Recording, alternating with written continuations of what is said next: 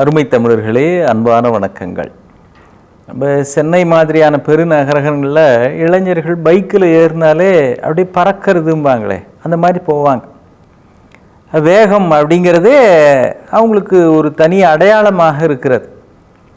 வேகமாக தம்பி ஓட்டிகிட்டே போகிறாரு, டிராஃபிக் கான்ஸ்டபிள் நிறுத்திட்டு, இப்படி 100 கிலோமீட்டர் வேகத்தில் போறியே, உனக்கே நல்லா இருக்கா அப்படின்னார். அவன் ஏன் 100ல் போனால் என்ன அப்படின்னு அவன் கேட்குறான். அதுக்கோசரம் வேணாண்டா 100ல் போவாத, ஏன் 100ல் போனால் என்னன்னு, அப்புறம் 108ல் போக வேண்டியிருக்கும் அப்படின்னு இருக்கிறார். பிள்ளைங்களுக்கு எதுவுமே விளைவு அப்படின்னு ஒன்று வர்றப்போ தான் அடாடா தப்பு பண்ணிட்டோமே அப்படின்னு தோணும். வேகமாக போகிறது அப்படிங்கிறது மட்டுமே முக்கியம் இல்லை, எங்கே போகிறோம், எதை நோக்கி போகிறோம் அப்படிங்கிறது தான். வண்டி பயணமாக இருந்தாலும் சரி, வாழ்க்கை பயணமாக இருந்தாலும் சரி, இலக்கை நோக்கி போவது அப்படிங்கிறது ரொம்ப முக்கியம். உலக அளவிலேயே இந்த ஓட்டப்பந்தயத்தில் ஒரு மிகப்பெரிய வீரர் ஒருத்தர் இருக்கிறார். அவர் போல்ட் ஃப்ரம் ப்ளூ அப்படின்னே சொல்லுவாங்க. அவர் இந்த உலகத்தை சேர்ந்தவரே இல்லை, அவர் ஒரு ஏலியன், அதனால தான் அவ்வளோ வேகமாக ஓட முடியுது அப்படிம்பாங்க. அவர் தான் ஹுசைன் போல்ட். அதனால தான் பேரை வச்சே போல்ட் ஃப்ரம் ப்ளூ அப்படின்னு அவருடைய ரசிகர்கள் அவரை கொண்டாடுகிறார்கள். 100 மீட்டர் தூரத்தை 9 வினாடியில் கடக்கக்கூடிய அளவிற்கு 10 வினாடிகளுக்கும் குறைவான நேரத்திலே அவர் கடந்து விடுகிறார். ஒலிம்பிக்கில் அந்த மிகப்பெரிய சாதனையை அவர் நிகழ்த்தி இருக்கிறார். ஆனால் இது ஒரு ஆச்சரியமான விஷயம், அவர் முதல்ல இருந்தே ஓட்டப்பந்தய வீரர் கிடையாது. அவர் கிரிக்கெட் பந்தயத்தில் தான் அவருக்கு விருப்பம் அதிகமாக இருந்திருக்கிறது. அவருடைய ட்ரெயினர் இருக்கிறாரே, அவர் தான் அவருடைய தனித்திறமை என்ன அப்படிங்கிறத அந்த கிரிக்கெட் விளையாட்டில் பார்த்துட்டு கண்டுபிடிக்கிறார். பொதுவாக கிரிக்கெட்டில் ரன் எடுப்பாங்க இல்லையா, அந்த ரன் எடுப்பதற்காக இவர் ரன் செய்கிற அதை பார்த்து விட்டு மிரண்டு போயிட்டார் அந்த ட்ரெயினர். அதே மாதிரி பாலை ஃபீல்டிங் பண்ணுறதுக்காக இல்லை கேட்ச் பிடிக்கிறதுக்காக ஓடுறது, இந்த ஓடுகிற வேகத்திலேயே இவருக்கு கிரிக்கெட்டை விட ஓட்டம் என்பது மிக பிரமாதமாக வரக்கூடிய சாத்தியம் இருக்கிறது அப்படின்றத கண்டுபிடிச்சிட்டார். அவரை கூட்டு எப்பா நீ பிறந்ததே இதுக்கு இல்லைன்னு எனக்கு தெரியுது, நீ செய்ய வேண்டிய காரியம் நிறைய இருக்குது, நீ ஓட்டப்பந்தய வீரனாக மாறுகிற பொழுது ஒரு பெரிய சாதனை உன்னால் படைக்க முடியும் அப்படின்னு அதுக்கான ட்ரெயினர்கிட்ட கொண்டு போய் விடுகிறார். அவர் பார்த்தார், முக்கியமான ஒரு விஷயத்தை ஹுசைன் போல்ட்டுக்கு சொல்றாரு. அது நம்ம எல்லாருமே தெரிஞ்சிக்க வேண்டிய ஒரு விஷயம். இந்த ஓட்டப்பந்தயம் ஓடுறப்போ எதிர்த்தாப்புல வினாடி சுத்தமாக எவ்வளவு நேரத்தில் ஓடுகிறார்கள்னு அவங்க தெரிஞ்சுக்கிறதுக்காக எதிர்த்தாப்புல பெரிய கடிகாரம் மாட்டியிருப்பாங்க. அது ஓடி வருகிற பொழுது தொலைவிலேயே அவங்களுக்கு தெரியும். அவ்வளவு பெரிய பிரம்மாண்டமான கடிகாரம். அது நேரம் நிமிடம் மட்டுமில்லை, வினாடி கூட மிக தெளிவாக அதில் தெரியும். அந்த மாதிரி ஒரு கடிகாரம் ஓடி இருக்கும். இப்போ ஓடுகிற பொழுது ஹுசைன் போல்ட் ஒரு தப்பு பண்றார். அது என்ன தவறுன்றத அவருடைய ட்ரெயினர் சொல்லுகிறார். ஹுசைன், இப்படி இருந்தால் உன்னால் வின் பண்ண முடியாது. நீ ஓடுறப்போ பக்கத்தில் வலது பக்கம் இடது பக்கம் கூட ஓடி வருகிறவர்கள் பேரில் உனக்கு ஒரு கவன சிதறல் இருக்கு. அவங்க முந்தி ஓடிட்டாங்களா, பிந்துறாங்களா, பக்கத்தில் வராங்களான்னு உன் கவனம் அங்கே எங்கேயும் பார்க்குது. உன்னுடைய கவனம் எங்கே இருக்கணும் அப்படின்னா எதிர்த்தாப்புல இருக்கிற அந்த வினாடி முள் எவ்வளவு வேகமாக போய்கொண்டிருக்கிறதுன்றதுல தான் உன் கவனம் இருக்கணுமே தவிர கூட ஓடி வரவங்க எவ்வளோ தூரம் முந்தி இருக்கிறாங்க பிந்தி இருக்காங்கன்னு பார்க்காத அப்படின்னார்.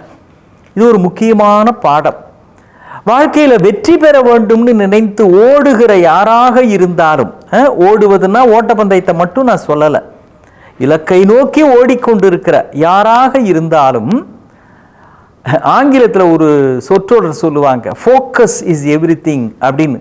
உங்களுடைய ஃபோக்கஸ் எதை நோக்கி இருக்கிறது அப்படிங்கிறதை வைத்துத்தான் நீங்கள் செல்லுகிற வேகம் அது விவேகம் நிரம்பியதாக இருக்கிறதா, உங்கள் இலக்கை அடையக்கூடிய விதத்திலே இருக்கிறதா அப்படிங்கிறது தீர்மானிக்கப்படுகிறது. கலைஞர் கருணாநிதி ஐயா அவர்கள் எழுதிய திரைக்கதை வசனத்தில் பராசக்தி திரைப்படம் மிக பிரம்மாண்டமான வெற்றி பெற்ற திரைப்படம். அதில் நடிகர் திலகம் சிவாஜி கணேசன் முதல்ல அறிமுகமாகிறார். அதில் ஒரு பாடல் வரி வரும். அந்த பாடலுக்கு இவரே வாயசைத்து நடிப்பார். ஆரிய கூத்தாடினாலும் தாண்டவ கோனே, பணப்பெட்டியில கண்வையடா தாண்டவக்கோனே, கட்டி அழும்போதும் தாண்டவக்கோனே, பணப்பெட்டியில கண்வையடா தாண்டவக்கோனேன்னு வரும் ஒரு சித்தர் பாடல் மாதிரி. அதில் ஆரிய கூத்தாடினாலும் காரியத்தில் கண்வை அப்படின்ற பழமொழியை அதில் பயன்படுத்தியிருப்பாங்க. என்னது காரியத்தில் கண்வை, ஃபோக்கஸ் இஸ் எவ்ரி திங் அப்படின்றதனுடைய அழகான மொழிபெயர்ப்பு இதுன்னு கூட சொல்லலாம். நேரடி மொழிபெயர்ப்பு இல்லை, அந்த கருத்து அப்படி. நம்ம டயர்லலாம் குட்டியர்னு போட்டிருக்கோம், நீங்கள் பார்த்துருக்கலாம். அதை கண்டுபிடிச்சவர் எட்வர்டு குட்டியர் அப்படின்னு அவர் பேர். அந்த பேரையே அதுக்கு சூட்டிட்டாங்க.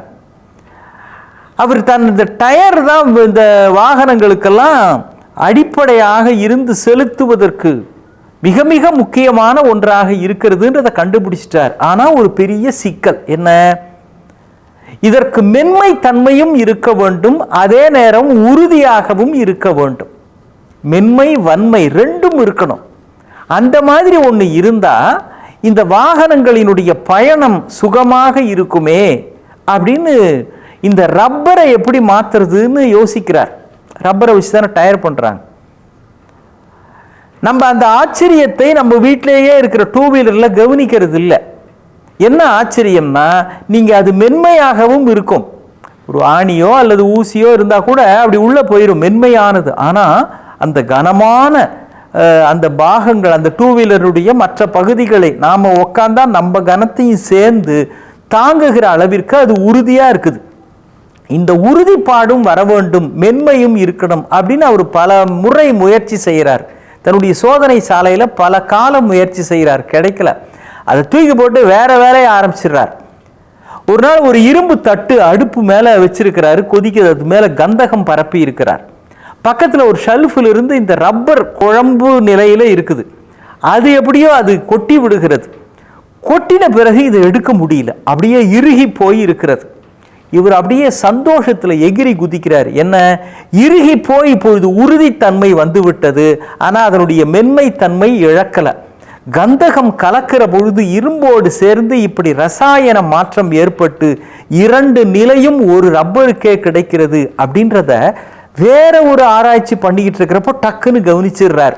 இதுதான் ஆரிய கூத்தாடினாலும் காரியத்தில் கண்வை அப்படின்றது. எந்த நிலையிலும் தான் அடைய வேண்டிய இலக்கு என்ன என்பதில் கவனமாக இருந்தால் நாம் கூட நம்முடைய துறையில் ஹுசைன் போல்ட்டாக ஆகலாம், உலக சாதனை செய்யலாம். ஏன் உங்களால் முடியாதான்னு? நிச்சயம் முடியும். மீண்டும் சந்திப்போம். வணக்கம்.